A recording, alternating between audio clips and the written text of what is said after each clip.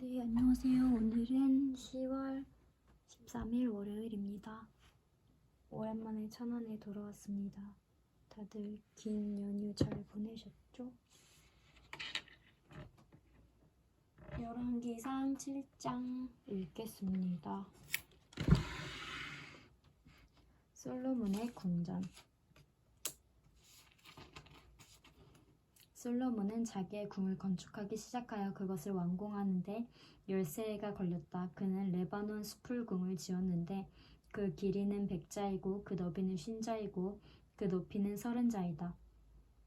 백향목 기둥을 4줄로 세우고 그 기둥 위에는 백향목 석가래를 얹었다. 지붕에는 한 줄에 15개씩 모두 45개의 석가래를 대고 백향목 판자로 덮었다. 창틀은 3줄로 되어 있고 그 창문들은 3단으로 되어서 서로 마주보고 있었다. 문과 문설주는 모두 네모난 모양이고 창문은 창문끼리 3줄로 마주보고 있었다.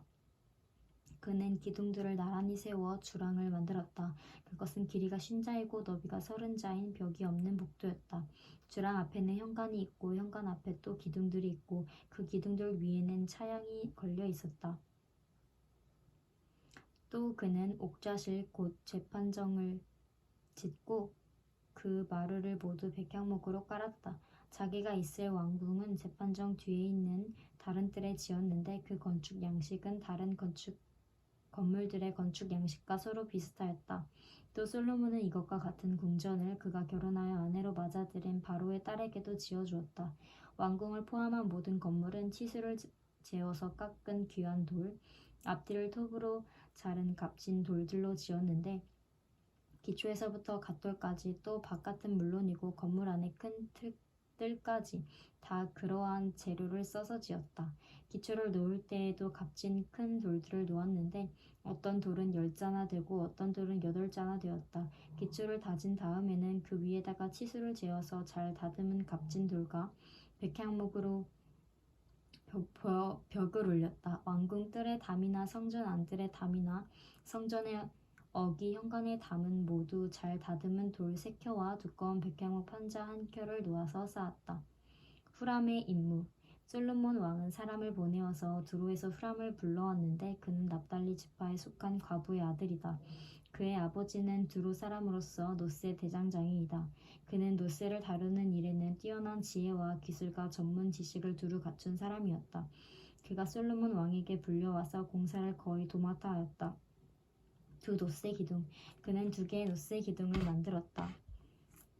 둘 다 18자 높이의 12자 둘레였다. 그는 또 그 2기둥의 꼭대기에 얹어 놓을 2개의 기둥머리를 노스를 녹여 부어서 만들었는데 그 기둥머리는 둘 다 꼭 같이 높이가 5자이다. 기둥 꼭대기에 얹은 기둥머리를 장식하려고 바둑판 모양으로 얽은 그물과 사슬 모양의 고리를 각각 7개씩 만들었다. 이렇게 2기둥을 만들고 나서 기둥 꼭대기에 얹은 기둥머리를 장식하였다. 노쇠로 석류를 만들고 그물에다가 석류를 2줄로 늘어뜨려서 기둥머리를 장식하였다. 기둥 꼭대기에 얹은 기둥머리는 그 높이가 넉자이다. 나리꽃 모양으로 만들었는데 사슬 장식 위에 둥그렇게 돌출된 부분에다가 얹었다. 기둥 머리에는 노쇠로 만든 석류 200개가 둥그렇게 열을 지어 있었다. 다른 기둥 머리도 마찬가지였다. 후람은 이렇게 해서 만든 2기둥을 성전의 현관에다가 세웠다. 오른쪽 기둥을 세우고 그 이름을 야긴이라고 하였고 왼쪽 기둥을 세우고 그 이름을 보아스라고 하였다. 그 다음에 기둥들의 꼭대기에는 나리꽃 모양으로 만든 기둥머리를 얹었는데 이렇게 해서 후람은 기둥 세우는 일을 마쳤다. 노쇠 물통. 그 다음에 후람은 노쇠를 부어서 바다 모양 물통을 만들었는데 그 바다 모양 물통은 지름이 10자, 높이가 5자, 둘레가 30자이고 둥근 모양을 한 물통이었다.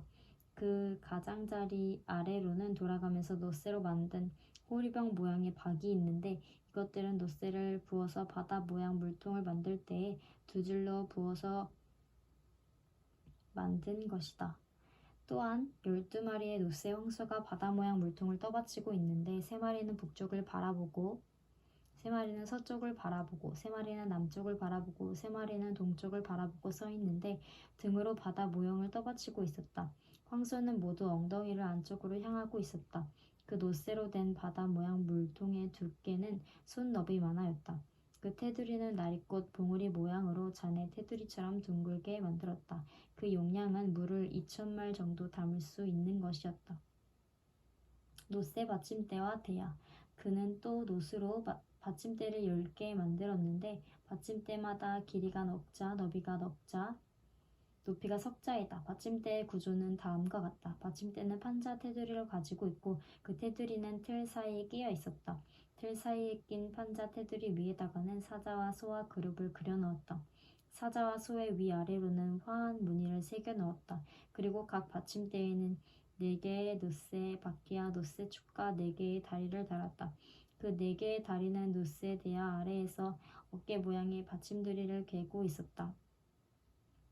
이 받침들이들은 화한 무늬의 맞은 쪽에서 녹여 부어서 만든 것이었다. 그 아가리는 받침들이 안에서 위로 한자 높이로 솟아나와 있었는데 그 아가리는 지름이 한자 반으로 둥글게 받침들이와 같은 모양으로 되어 있고 그 아가리에는 돌아가면서 새긴 것이 있었다. 그러나 그 테두리 판자들은 네모지고 둥글지 않았다.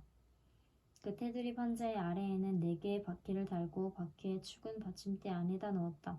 바퀴 하나의 높이는 한자 반이었다. 그 바퀴의 구조는 말이 끄는 전차 바퀴의 구조와 같았다. 바퀴의 축과 테두리와 바퀴살과 그 축의 통은 모두 놋새를 녹여 부어서 만든 것이었다. 그리고 받침대의 4귀퉁이에는 어깨 모양의 받침들이가 4개 붙어 있었는데 그 받침대에서 받침두리가 잇따라 나와 있었다. 받침대 꼭대기에는 반자 높이의 테두리가 둥글게 돌려 있고 또 받침대 아래에는 바퀴축인 버팀대와 테두리 판자들이 연결되어 있었다. 바퀴축인 버팀대 판자와 테두리 판자 위에 빈 곳에는 그룹과 사자와 종려나무를 활짝 핀 꽃 모양과 함께 새겼다. 그는 이러한 방식으로 받침대 10개를 만들었는데 모두가 같은 치수와 같은 양식으로 일일이 부어서 만들었다.